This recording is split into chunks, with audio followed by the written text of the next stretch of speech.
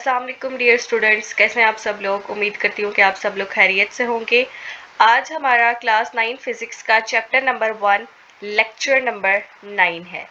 हमारा टॉपिक है vector representation.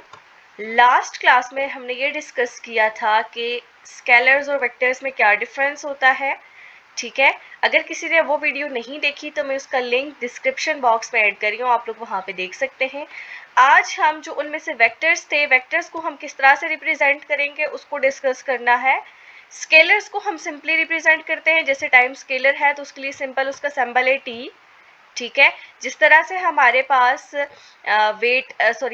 Mess of an object scalar है तो उसका सिंपली हम वर्ड यूज कर लेते हैं, सिंबल यूज कर लेते हैं एम। ठीक है, तो स्केलर्स को हम सिंपली उनके सिंबल से रिप्रेजेंट करते हैं, बट वेक्टर की रिप्रेजेंटेशन थोड़ी सी डिफरेंट है। ठीक है, वेक्टर को हम दो तरह से रिप्रेजेंट कर सकते हैं। फर्स्ट है सिंबॉलिक, सेकंड है ग्राफिक। पहले डिस्कस करते हैं कि सिंबॉलिकली हम वेक्टर को किस तरह से रिप्रेजेंट कर सकते हैं। Symbolically a vector can be represented by capital letters और स्मॉल लेटर्स। ठीक है, वेक्टर को आप कैपिटल लेटर्स या स्मॉल लेटर्स, अब जिनका सिंबल कैपिटल लेटर में उनको कैपिटल लेटर्स है, जिनका सिंबल स्मॉल लेटर्स में उनको स्मॉल लेटर्स है। ठीक है, with an arrow head over it, उनके ऊपर आपने क्या डाल देनी है, एरो हेड। जिस तरह से मैंने यहाँ पे फोर्स को, अब फोर्स का सिंबल कैपिटल एफ था, इसको मैंने कैपिटल लेटर से रिप्रेजेंट किया और इसके ऊपर मैंने एरो हेड डाली है। आगे है वेलोसिटी, अब वेलोसिटी का जो सिंबल है वो स्मॉल लेटर था, इसके ऊपर मैंने एरो हेड डाल दी। ठीक है, ये मेरे पास एक मेथड है कि किस तरह से हम सिंबॉलिकली वेक्टर को रिप्रेजेंट कर सकते हैं।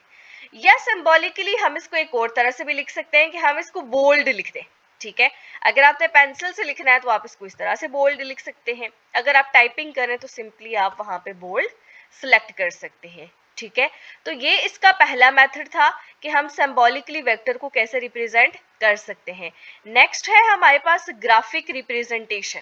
ग्राफिक रिप्रेजेंटेशन स्टार्ट करने से पहले एक कंसेप्ट जो आपको क्लियर होना चाहिए वो है coordinate system. Before starting graphic representation we need to understand coordinate system. Coordinate system क्या होता है basically? Coordinate system is used to locate position of any point. किसी भी पॉइंट की पोजीशन को लोकेट करने के लिए हम कोऑर्डिनेट सिस्टम यूज करते हैं। कैसे पोजीशन को लोकेट करते हैं मैं भी आपको एक्सप्लेन करती हूँ। पहले मैं आपको बता दूं कि ये होता क्या है। It consist of two mutually perpendicular lines. दो म्यूचुअली परपेंडिकुलर लाइंस होती हैं। फॉर एग्जांपल, अगर मैं यहाँ पे एक वर्टिकल लाइन ड्रॉ कर दूं, ठीक है, और एक यहाँ पे मैं हॉरिजॉन्टल लाइन ड्रॉ कर दी है। ठीक है जी, ये हमारे पास आ गई टू म्यूचुअली परपेंडिकुलर लाइंस। अब जो हॉरिजॉन्टल लाइन है जी वो एक्स एक्सिस है और जो वर्टिकल लाइन है वो क्या है, वाई एक्सिस। अब जो इसका राइट साइड पे होता है ये पॉजिटिव एक्स होता है, जो लेफ्ट साइड पे होता है उसको हम नेगेटिव एक्स कहते हैं, एक्स बार। इसी तरह से जो अपर साइड पे होता है वो पॉजिटिव वाई एक्सिस होता है और डाउन साइड पे नेगेटिव होता है। ठीक है, इन दो लाइंस का जो पॉइंट ऑफ इंटरसेक्शन है, जहां पे ये इंटरसेक्ट की, ये पॉइंट हमारे पास क्या है जी, ओरिजिन, और इसको हम ओ लिखते हैं। ठीक है, ये हमारे पास कोऑर्डिनेट सिस्टम। दो म्यूचुअली परपेंडिकुलर लाइंस है, हॉरिजॉन्टल लाइन को हम एक्स एक्सिस कहते हैं, वर्टिकल लाइन को हम वाई एक्सिस कहते हैं, और जहां पे ये दो लाइंस आपस में इंटरसेक्ट करती हैं उस पॉइंट को हम ओरिजिन कहते हैं। ठीक है, अब ये जो कोऑर्डिनेट सिस्टम है ये किसी भी ऑब्जेक्ट की या किसी भी पॉइंट की पोजीशन को लोकेट करने के लिए कैसे यूज होता है। फॉर एग्जांपल, अब ये जो ओरिजिन है ना, इस ओरिजिन को हम रेफरेंस पॉइंट भी कहते हैं, रेफरेंस पॉइंट। अब आप देखें, जब आप ने किसी को कोई पोजीशन बतानी होती है तो आप एक सबसे पहले रेफरेंस पॉइंट बताते हैं। फॉर एग्जांपल, हमारे पास कोई भी हॉस्पिटल है, जैसे एम्स हॉस्पिटल है। ठीक है, मैं ये कहती हूँ, फॉर एग्जांपल मेरे फ्रेंड ने मेरे घर आना है, मैं उसको कहूंगी कि एम्स हॉस्पिटल, एक फेमस रेफरेंस पॉइंट आपने लेना है जो सबको पता हो। अगर कोई बंदा नया आया है शहर में तो वो शहर के किसी भी बंदे से पूछे तो उसको उस फेमस जगह का पता होना चाहिए, ऐसा रेफरेंस पॉइंट आप लें। ठीक है, अब मैंने जैसे एम्स हॉस्पिटल अगर फॉर एग्जांपल मैं लेती हूँ, अब मैं अपने फ्रेंड को बता सकती हूँ एम्स हॉस्पिटल की राइट साइड पे, ठीक है, राइट साइड पे हॉरिजॉन्टली कितने मीटर आना है आपने, फॉर एग्जांपल 10 मीटर्स आना है।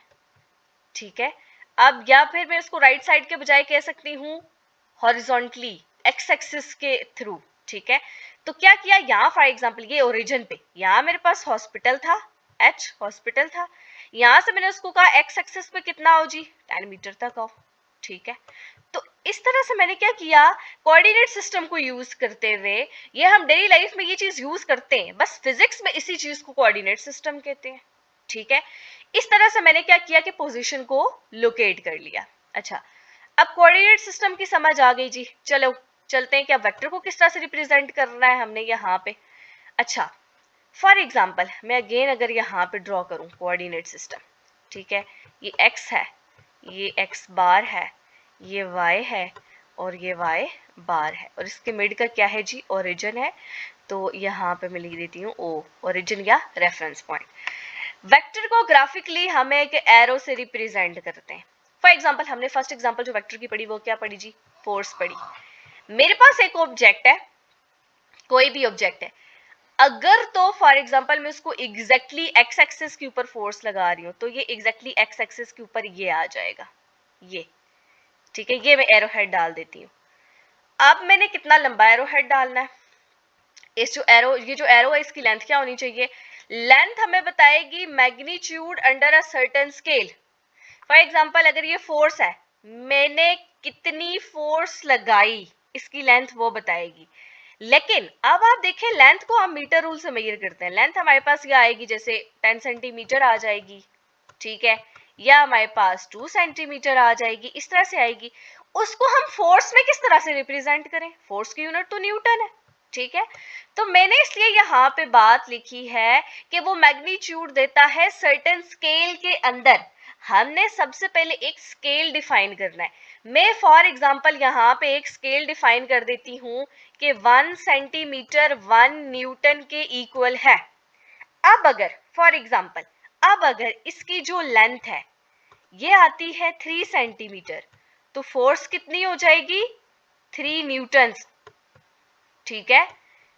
और ये जो इसका एरो है ये इसकी डायरेक्शन बताएगा। एक और एग्जांपल लेते हैं, फॉर एग्जांपल एक और ऑब्जेक्ट है, ठीक है, जो मूव कर रहा है इस डायरेक्शन में और उसकी कुछ वेलोसिटी है, ठीक है। ये क्या है जी, वेलोसिटी का फैक्टर है। अब ये एफ में यहाँ से रेज कर देती हूँ so that it can be. अच्छा, अब ये वेलोसिटी है। अब जो इस एरो की लेंथ है उसको, उससे मैग्नीट्यूड फाइंड आउट करने के लिए सबसे पहले मुझे क्या करना है, एक स्केल डिफाइन करना है। मैं कहती हूं जो 2 सेंटीमीटर्स है, 2 centimetre will be equals to 1 metre per second. Metre per second हमारे पास वेलोसिटी की यूनिट है कि कितने मीटर्स कवर हुए 1 सेकेंड में, ठीक है। अब 2 centimetre equal to 1 metre per second है, मैंने स्केल डिफाइन कर दिया। अब फॉर एग्जाम्पल अगर इसकी जो लेंथ है इस v वेक्टर की वो आती है 10 सेंटीमीटर, तो वेलोसिटी मेरे पास कितनी हो जाएगी, 5 मीटर्स पर सेकेंड, ठीक है। और ये जो इसका एरो हेड है वो ये बताएगा कि x और y के दरमियान की इसकी कोई डायरेक्शन है, या यहाँ से हम प्रोटेक्टर को यूज करके एंगल भी मेजर कर सकते हैं कि x और y के दरमियान किस एंगल पे ये फोर्स लग रही है, ठीक है। तो ग्राफ को रिप्रेजेंट, ग्राफिकली वेक्टर को रिप्रेजेंट करने के लिए सबसे पहले हमें कोऑर्डिनेट सिस्टम चाहिए। कोऑर्डिनेट सिस्टम के अंदर हम एरो के थ्रू वेक्टर को रिप्रेजेंट करते हैं। एरो की लेंथ विद प्रॉपर स्केल, ठीक है, स्केल बहुत इंपॉर्टेंट है। एरो की लेंथ विद प्रॉपर स्केल हमें उस वेक्टर का मैग्नीट्यूड देगी, और जो एरो हेड है, ठीक है, हेड हमें बताएगा उस वेक्टर की डायरेक्शन, ठीक है, क्योंकि वेक्टर के लिए हमारे पास डायरेक्शन इंपॉर्टेंट है। सिंबॉलिकली जब हम इसको रिप्रेजेंट करते हैं वहां पे हम इसकी डायरेक्शन को एक्सप्लेन नहीं कर सकते, इसलिए ग्राफिक रिप्रेजेंटेशन जरूरी है। और वेक्टर की कंप्लीट डिस्क्रिप्शन के लिए आपको पता है कि डायरेक्शन का होना लाजमी है, इसलिए वेक्टर को सिंबल के साथ साथ ग्राफिकली रिप्रेजेंट करना बहुत जरूरी है। आई होप कि आपको ये टॉपिक क्लियर हो गया होगा। अगर स्टिल आपको कोई क्वेश्चन हो तो आप कमेंट बॉक्स में पूछ सकते हैं। तब तक के लिए अल्लाह हाफिज, थैंक यू।